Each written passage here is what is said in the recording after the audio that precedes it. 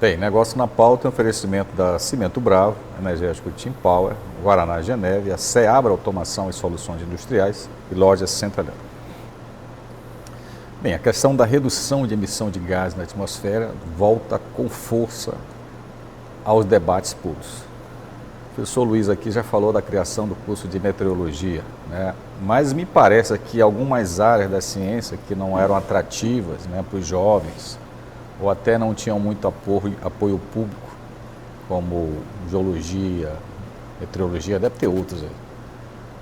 Parece que as oportunidades vão aparecer bastante agora, porque a previsão e a prevenção devem vir com força. Ou pelo menos nós esperamos, né? Que é isso, professor? O que vai ter mais lá na UEMA?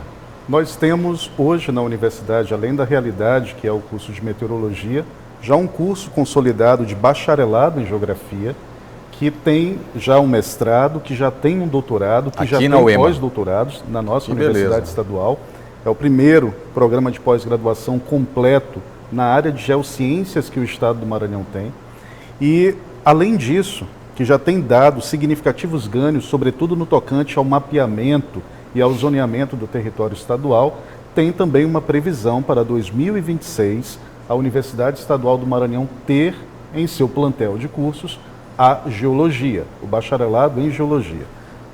Em momentos em que se discute mudanças climáticas, transição energética, contenção de cheias, exploração de recursos minerais, exploração de água superficial e subterrânea, ainda mais com um estado cheio de recursos como o nosso, é importante que nós pensemos em desenvolvimento com equilíbrio. E esse equilíbrio é indispensável para a nossa realidade de agora em diante, e o profissional de geografia e, sobretudo, de geologia são essenciais. Então, essa perspectiva ela tem... O Maranhão hoje não tem, até onde eu sei, um curso de engenharia de materiais, né? Existe no IFMA, já existe mas no IFMA. Em âmbito de pós-graduação. Em âmbito de pós-graduação. Porque, por exemplo, se você for pensar, e a gente estava conversando aqui, olha, você fala muito de transição energética, mas produção de eletricidade, gente, é 18% do gasto de energia primária no mundo. Não é por aí, ou melhor, não é só por aí. Existem os chamados 4 pilares da sociedade moderna, que é aço, amônia para fertilizantes, plástico e cimento. Eles gastam 18% da produção de energia no mundo. E não existe ainda processos que você consegue produzir nenhuma dessas matérias aí sem petróleo, gás e carvão mineral. Então, parece que o desafio é muito grande e me parece que a discussão hoje, o debate que chegou ao público é muito raso, né? Sim. Ainda se discute muito a questão da produção de energia a partir de uma visão doméstica, né? É necessário que se amplie essa discussão e essa visão, juntando todos os eixos, né? Ter uma ciência ambiental mais ampla, né? Mais ampla.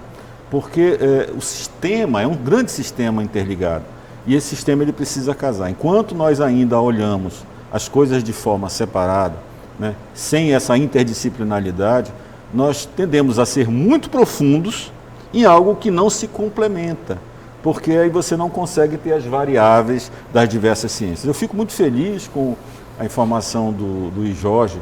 A meteorologia já foi um ganho para o Estado, né? O EMA tem se esforçado, aí vem a geologia, o próprio programa da geografia de doutorado, que é uma situação inédita para o Estado. Então, isso tudo é muito importante, que a ciência realmente, e as instituições de ciência que fazem ciência, no caso as universidades, e como obrigatoriedade, os órgãos públicos devem incentivar isso, porque são esses profissionais que vão estar à frente, ou de grupos técnicos de análise, ou até mesmo na frente de setores, no futuro, cuidando disso. Então é importante que haja uma visão sistêmica, uma visão mais ampla da produção de energia, dos processos de descarbonização, dos processos relativos à emissão de gases, enfim. Todo esse processo tem que ter uma visão muito ampla, com várias visões geográficas e visões humanas e visões da engenharia e visões das estruturas, para que a gente possa, de fato, ter respostas. Sair dessa especialização que não chegou, não nos deu um futuro muito bom. Eu acho que falta esse diálogo mais dentro das universidades, né? O diálogo está muito estanque. né, as engenharias falando um pouco com as outras áreas, né, a biologia falando um pouco, e todo mundo parece que querer ser o dono da verdade, e não existe uma verdade inteira, né, existe a verdade em partes. Mas pensando nisso tudo, aí só para a gente, entrando já no último bloco aqui, na fase final, e eu queria fazer uma pergunta a vocês. De fato, a emissão do CO2, né, o dióxido de carbono, pela queima, não só de combustíveis fósseis, mas de madeira e outras coisas, é o responsável pelo acúmulo de dióxido de carbono na atmosfera e aumento da temperatura na Terra? É isso mesmo? Bom, é uma grande fonte, né? O desmatamento, quando você libera carbono na atmosfera, você acumula esse material. E ao contrário, quando você tem planta, a floresta em pé, você sequestra carbono, você segura.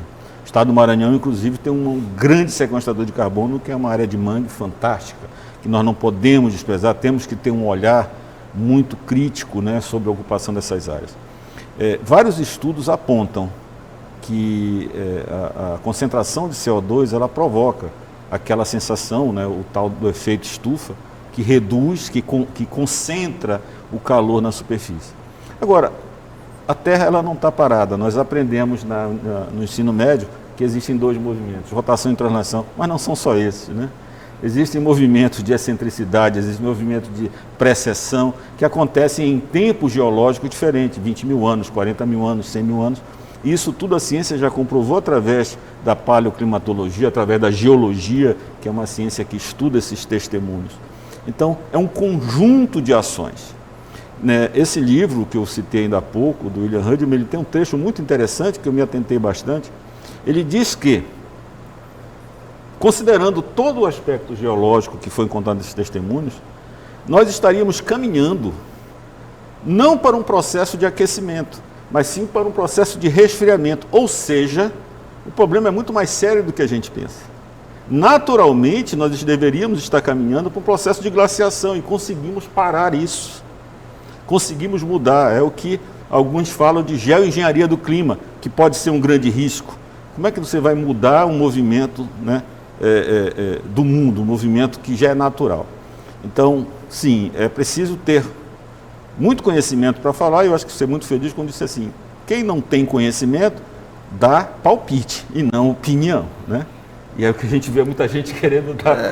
E só reforçando, Caco, assim, acho que a ciência ela não sabe tanto ainda sobre o mundo. Né? Então, o Richard Feynman, que foi um grande físico do século XX, ele dizia o seguinte, a gente não sabe nem o que é energia, a gente não sabe nem o que é eletricidade, a gente só conhece os efeitos disso, mas a gente não sabe o que é. A luz não é eletricidade. Exatamente, a luz não é eletricidade, né? É uma forma de energia. Então, eu acho que ainda essa desconhecimento, né? Então, por exemplo, se fala muito que a Terra está seguindo por um processo de aquecimento, mas a gente teve na Idade Média foi uma mini era glacial. Exatamente. Né? Então tem os ciclos também na Terra, que não é só a Terra, é todo o que gira em torno dela, os movimentos planetários, um monte de coisa, a gente sabe muito pouco sobre isso. Eu perguntei, provoquei vocês a isso aí, porque há uma grande discussão em relação a isso, né? Pode falar, professor. Eu queria fazer um comentário adicional. Desculpa aí porque eu começo a falar. Não, tranquilo. Começa a eu tenho uma opinião um pouco diferente da maior parte dos colegas cientistas. Não nego em absoluto o aquecimento global, muito menos as mudanças climáticas. A participação humana pode ser maior, segundo alguns estudos, do que as participações naturais. E outros estudos falam o contrário, que a natureza ela está sendo domada pelo ser humano, mas ela ainda é muito forte, tá? Levando sobretudo os princípios da física, que a gente até aprende no ensino médio, lá com a disciplina de termodinâmica, Física 2, especificamente. Porém, o que nós temos hoje como substantivo, e eu vou chocar vocês, não é uma crise climática. Antes de nós termos uma crise climática, e quem deu realmente o gatilho para que ela acontecesse, foi a crise da biodiversidade. Eu sustento uma tese, tá? Inclusive foi fruto da minha tese de doutorado isso, tá? Defendida recentemente, de que o mundo hoje ele passa por uma série de colapsos dos sistemas ambientais, e esse dado é dito, não por mim, mas pela NASA, já que todo mundo acredita na NASA, tá? Mas é um fato, 77% de todas as terras emersas do planeta já não são mais biomas originais, já são biomas que foram alterados diretamente pelas atividades humanas. Mas tipo o quê? A pesca, por exemplo? Não apenas a pesca. Nós temos a supressão das coberturas vegetais nativas e a deturpação de todos os ecossistemas de 77% das partes emersas do globo. Estou falando de ilhas, estou falando de continentes, mas eu também estou falando das áreas mais piscosas do mundo, ou seja, que mais tem predisposição à pesca, que são as zonas costeiras. Por que que isso é interessante? Porque quando eu faço uma análise de biodiversidade, 2 milhões de espécies são conhecidas além das nossas. Além do passarinho que canta, além do peixe que a gente come, nós temos 2 milhões de espécies conhecidas pela ciência. E só nos últimos 400 anos, nós fomos responsáveis pela extinção de aproximadamente 25% delas. Ou seja, nunca antes na história da Terra, 4 bilhões e meio de anos... É um desequilíbrio muito forte, né? Teve um desequilíbrio tão forte, causando uma extinção, uma espécie, causando a extinção de tantas De sequência, né? Então, as consequências... Talvez seja uma das piores consequências do desmatamento, né, professor? Na verdade, não apenas o desmatamento, mas da poluição, Sim. das queimadas e de todos os grandes sistemas de deturpação da superfície da Terra que nós causamos e potencializamos. Então, a crise da biodiversidade ela tem uma consequência, que é a crise climática. E a crise climática ela gera uma crise civilizatória. O que nós vamos ser daqui a um século? Aí eu faço uma nova provocação. As reservas provadas de petróleo, que não param de acontecer nova descoberta, elas estão com 50 anos de duração no atual nível de consumo. A de carvão mineral, 120. E na verdade, carbono é um dos elementos mais ricos na Terra, né? Duvido que não vai se encontrar mais ainda muitas minas de carvão, de petróleo e tudo mais. E alguns defendem de que eliminar todo o uso de combustíveis fósseis é impraticável. Todo o nosso modo de vida hoje, da civilização ocidental e até oriental hoje em dia, ela é baseada na queima de combustíveis fósseis desde o século XVII, quando se descobriu o carvão mineral lá na Inglaterra. E todo o nosso modo de vida, quer dizer, abandonar isso aqui tem muito petróleo aqui. Aquela câmara ali tem petróleo, aqui tem madeira, aqui tem sintético, né? Tudo tem petróleo. Abandonar tudo isso é impraticável, que talvez fosse mais adequado se partir para captura e armazenamento de carbono. Né? E não se tem tecnologia ainda para grandes quantidades, que talvez isso fosse mais razoável. O que vocês acham? Bom, essa é uma saída, né, que a ciência aponta e existem alguns movimentos nesse sentido. Mas eu queria voltar numa colocação muito feliz do professor Luiz Jorge.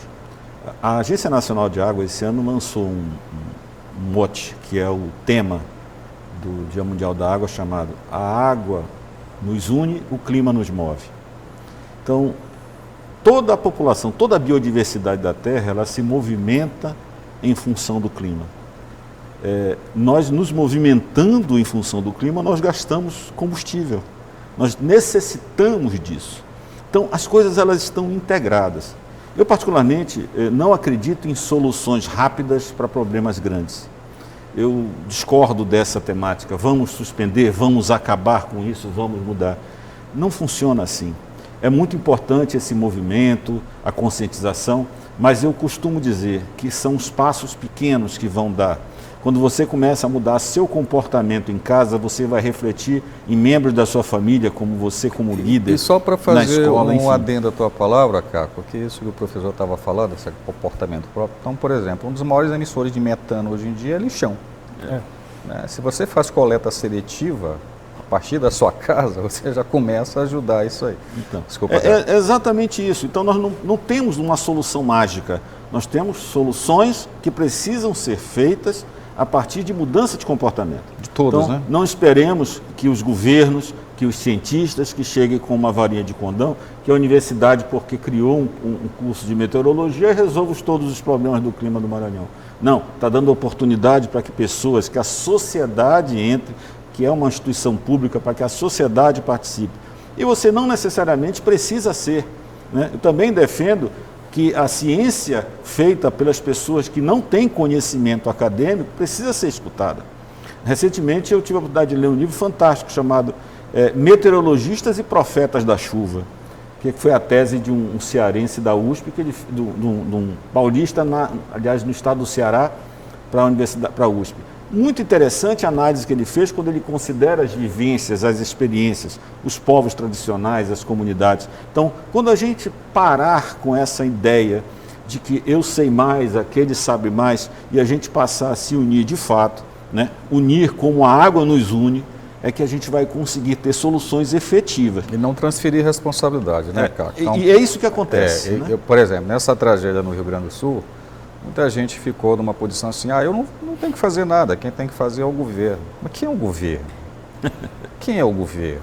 Né? Eu acho que não se houvesse essa mobilização fantástica que houve no Brasil, a tragédia teria sido muito pior.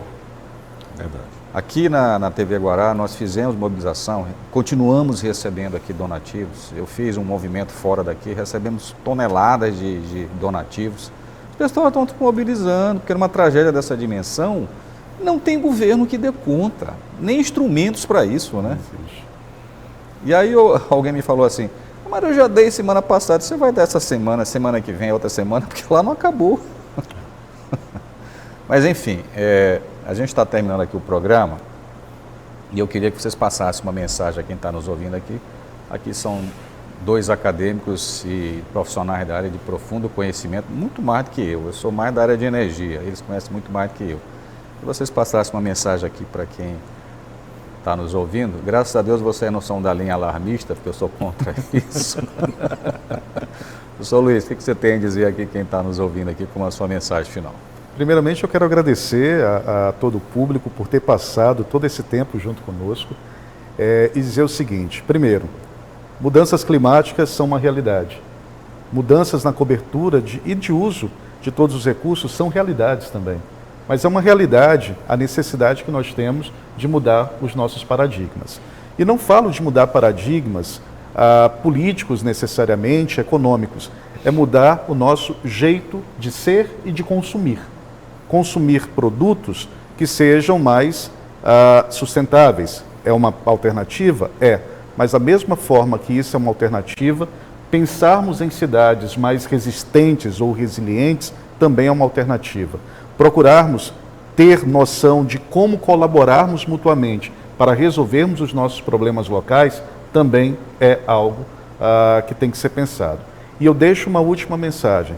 Nós, quando falamos, por exemplo, em educação ambiental, e isso aqui foi um fórum de educação ambiental, de sensibilização coletiva para com vocês, quando nós pensamos em educação ambiental, tem uma máxima que diz, nós devemos pensar globalmente e agir localmente. Gente, o que a Rússia está pensando para a Sibéria, ou a Inglaterra está pensando para a Escócia, ou os Estados Unidos pensando para o Wyoming, por exemplo, não é a mesma coisa de, por exemplo, Brasília pensar São Luís, ou mesmo nós de São Luís pensarmos em São Luís.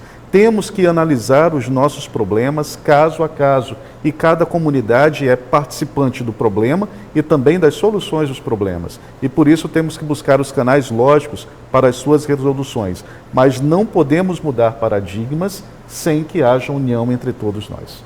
Perfeito. Caco. Bom, primeiramente eu queria agradecer a tu, agradecer ao programa Negócios na Pauta. Foi um momento fantástico aqui, estar do lado desse grande professor, que eu admiro bastante. Recíproca verdadeira. E as informações. Gente, aqui só foi um bate-papo muito legal. Isso foi uma aula, uma conversa muito interessante. O que eu queria deixar de mensagem é dizer que a Secretaria de Estado de Meio Ambiente, ela tem um setor de monitoramento para eventos extremos.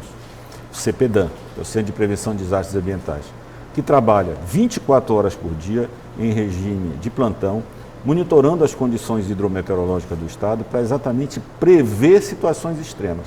Essas informações são geradas, são encaminhadas para as defesas civis, para os corpos de bombeiros, no caso de incêndios, para que eles tomem as medidas. A Secretaria de Meio Ambiente faz a parte, conhecer o ambiente, conhecer as condições ambientais e monitorar os eventos. As respostas lá na ponta são por conta das defesas civis, que são a instituição competente, responsável, que sabem tratar isso. Agora, cada um de nós precisa fazer a sua parte. Não adianta a gente ocupar aonde a água vai voltar e depois reclamar que nós estamos em situação de inundação. Infelizmente, essas condições socioeconômicas muitas vezes permitem, mas não permitem outro modelo de ocupação. Mas o que eu peço, como agente do Estado, observem os avisos que a Defesa Civil faz, os alertas, né, cumpram as suas orientações. Em caso de situação de risco, acionem o 193, que é a Defesa Civil, que nós estamos fazendo a nossa parte, mas é importante que a sociedade faça a sua também. Legal. Eu acho que, como mensagem final, quero dizer assim, ninguém está isento do que está acontecendo e o que pode acontecer. O setor de negócio, a área de comércio, indústria e agronegócio foi tremendamente afetado pela essa tragédia do Rio Grande do Sul. Não quer dizer que isso vai se repetir em outros lugares, porque lá realmente é uma confluência de mudanças climáticas bastante forte, mas acho que todos eles dois aqui estão nos colocando. As mudanças vão começar pelos nossos hábitos, né? De gastar menos, em termos de reuso, é importante o reuso, importante fazer reciclagem, colaborar, fazer coleta seletiva de lixo. São pequenas coisas que nada vai mudar com a decisão do presidente da República ou do governador do estado. Vai mudar com o comportamento da população toda, de empresários, de todo mundo. E eu tenho certeza que vai dar certo. Bem, a gente fica por aqui. Obrigado mais uma vez pela sua companhia. Negócio na Pauta é um oferecimento de Centro Elétrico, Energético Team Power, Guaraná Geneve, Seabra Automação e Soluções Industriais e a Cimento Bravo. Todos os programas estão disponíveis em nossas redes sociais, é só seguir Negócio na Pauta. Uma boa semana para você e até o próximo encontro. Tchau.